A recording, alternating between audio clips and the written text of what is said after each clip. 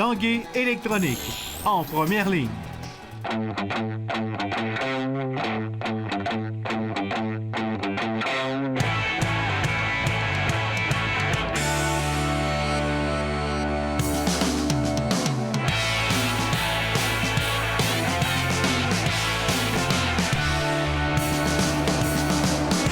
Bon mercredi à tous, bienvenue à l'Esprit sportif. Dans notre émission, aujourd'hui, on parle de boxe, une belle rencontre avec Sébastien Bouchard qui se prépare activement pour son prochain combat lors du gala du 24 février prochain au Centre Vidéotron. Mais d'abord, on parle de football. L'ailier rapproché du Rouge et Or, Anthony Auclair, est de retour à Québec après avoir participé à la East-West Shrine Game qui avait lieu en Floride. Et il croit avoir augmenté considérablement ses chances d'être repêché dans la NFL. Stéphane Turcot l'a rencontré.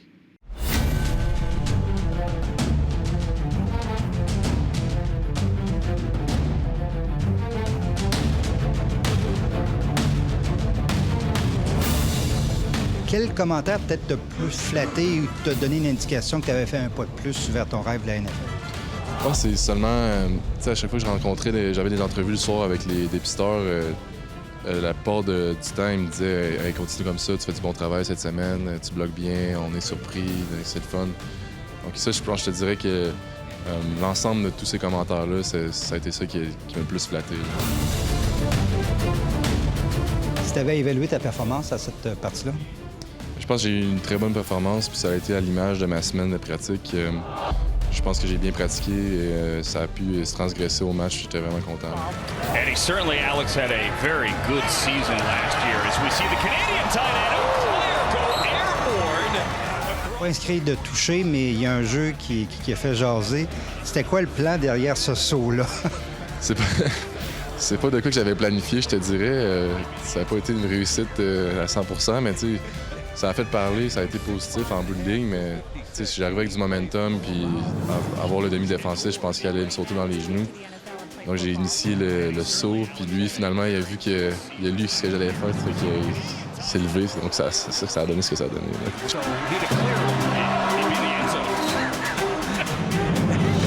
C'était juste pour montrer que je suis prêt à faire ce que...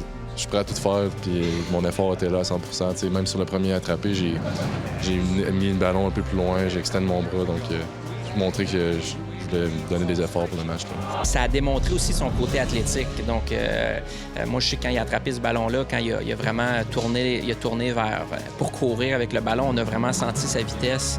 Même moi, j'ai eu le sentiment qu'il est probablement un peu plus rapide que les autres ailiers rapprochés, donc c'est une bonne chose pour lui. Je pense qu'il y a eu l'opportunité, je pense que c'est la position, l'opportunité qu'il y a eu d'avoir de se marquer. Il a pris avantage de cette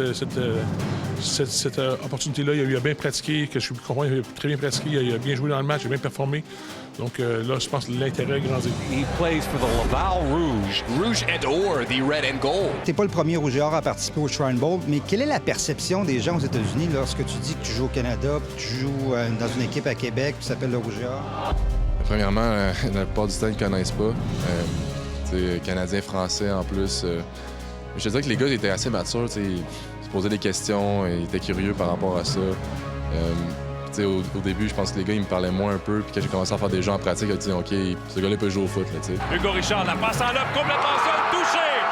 Anthony Auclair! Il est bâti un peu pour la position. C'est un prototype ailier rapproché de la NFL. Puis on n'en voit pas beaucoup comme ça qui vont passer au Québec, Canada en général. Donc c'est sûr qu'en partant, on pourrait dire qu'il y avait tous les attributs de la position. Donc ça devient en partant, ça devient intéressant. His number one dream right now is to get to the NFL and play football. Est-ce que tu crois que tu as augmenté tes chances personnellement d'être repêché? Ah, c'est sûr et certain, j'ai augmenté mes chances. Les entrevues, ça a super bien été.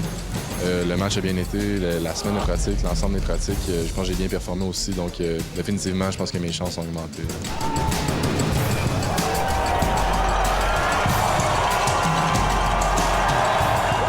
Qui va te repêcher, toi, si tu avais évalué ces chances? C'est dur à dire, mais je pense qu'il y a quand même...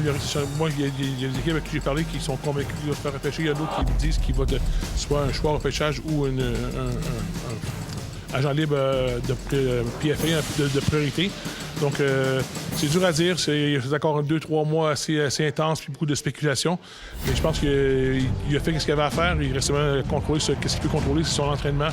Il va sûrement avoir des visites dans certaines équipes pour voir ça. Et, point de vue, qu'est-ce qui est important, c'est un bon joueur de football, mais point de vue caractère, point de vue personnalité, point de vue de comportement, c'est un gars qui est clean. Quelles sont les équipes qui ont manifesté le plus d'intérêt? Il y en a plusieurs qui démontraient beaucoup d'intérêt puis qui donnaient des commentaires positifs, même si la semaine n'avait même pas encore commencé.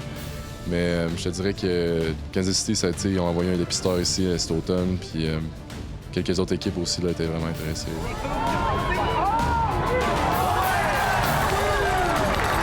Réussir à placer un gars dans la NFL, ce serait un rêve?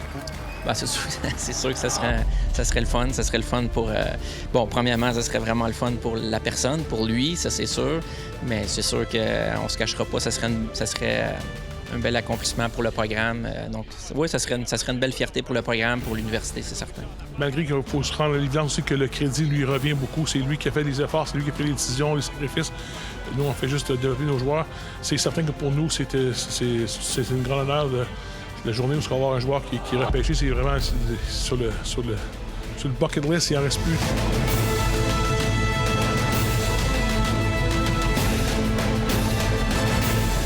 Après la pause, Sébastien Bouchard piaffe d'impatience de remonter dans le ring.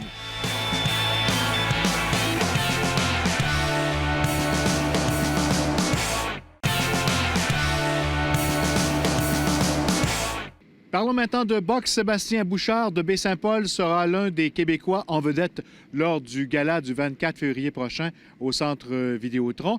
Il se prépare activement, évidemment, à remonter dans le ring, lui qui attend ce moment depuis maintenant 6 mois. Jonathan Fournier l'a rencontré à l'entraînement.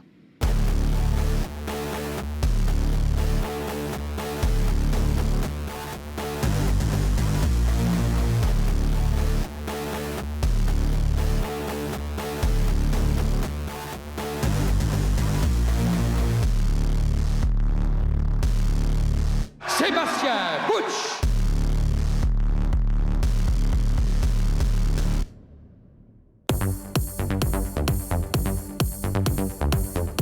On prend des nouvelles de Sébastien Bouchard. La forme est bonne?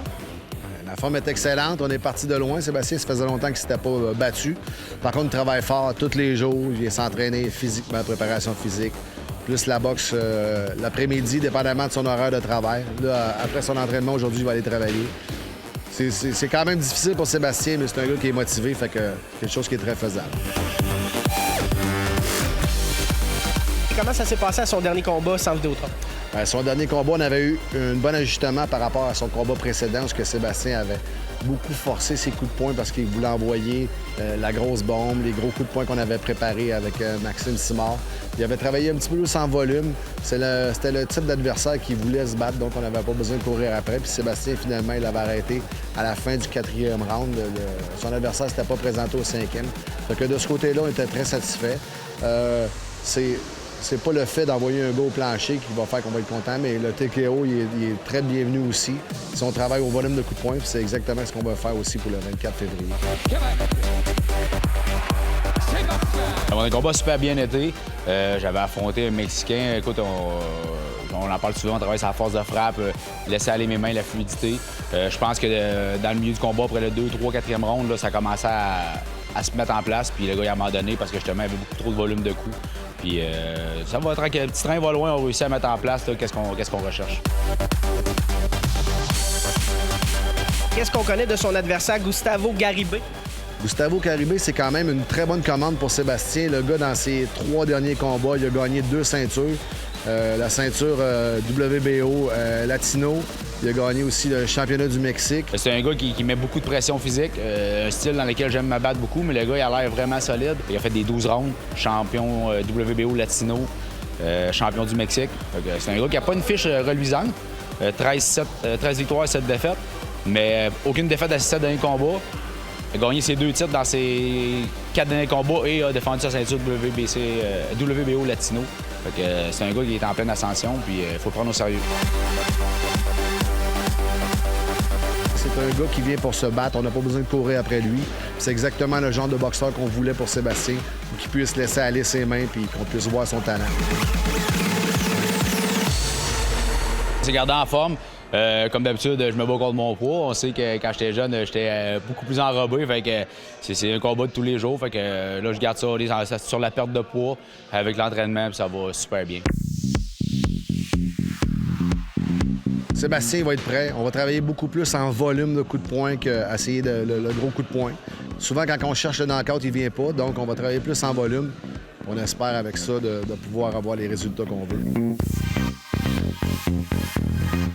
Dans le dernier 1000, comme ça, à un mois du combat, c'est vraiment là que ça joue plus la diète puis la discipline? Oui, effectivement, avec la diète, on réduit beaucoup les glucides, beaucoup moins d'énergie. Fait que d'augmenter le volume d'entraînement avec moins de gaz un peu, si on peut dire, c'est plus exigeant, mais je suis habitué, je suis un vieux routinier, puis je connais ma routine, puis on va arriver de top shape au centre Vidéotron. On fait beaucoup de volume sur le shadow, on envoie beaucoup de coups. Sur le sac, même chose, on envoie beaucoup de coups. Sur les pads, on fait des combinaisons courtes. Ensuite, on met des combinaisons longues pour essayer de m'habituer à travailler en volume parce que je suis un gars qui travaille beaucoup en 1-1-2, en 2 coups. Souvent, j'ébranle mes adversaires, pas capable de définir parce que c'est justement habitué de travailler juste en un coup unique ou en 2 coups. Fait que là, on veut casser la routine puis mettre du volume beaucoup. Jim et Gestev ont une entente de 4 galas présentés au centre Vidéotron. Pour nous autres, c'est la meilleure chose qui ne pouvait pas arriver pour Sébastien parce qu'il attire quand même beaucoup de monde au centre Vidéotron. Est-ce que Sébastien Bouchard a des objectifs peut-être plus à long terme? Là, on parlait de championnat du monde. Qu'est-ce qu'on veut qu'il se passe? C'est sûr que à la fin de l'année, j'aimerais ça me battre pour ceinture, soit je suis ranké WBO, pour une ceinture NABO qui me placerait top 15 au monde.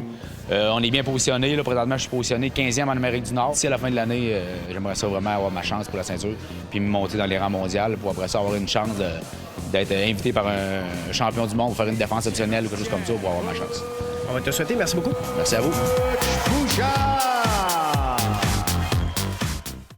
Voilà, c'est là-dessus que se termine l'Esprit sportif pour aujourd'hui. Je vous rappelle que vous pouvez revoir toutes nos émissions en vous rendant sur notre site Facebook, l'Esprit sportif.